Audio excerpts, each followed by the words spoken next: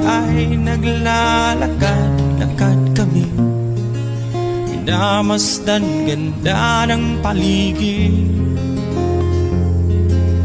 At pagsapit ng dilim, tahimik ang paligid. Mga bituin sa'yo'y nakatitig.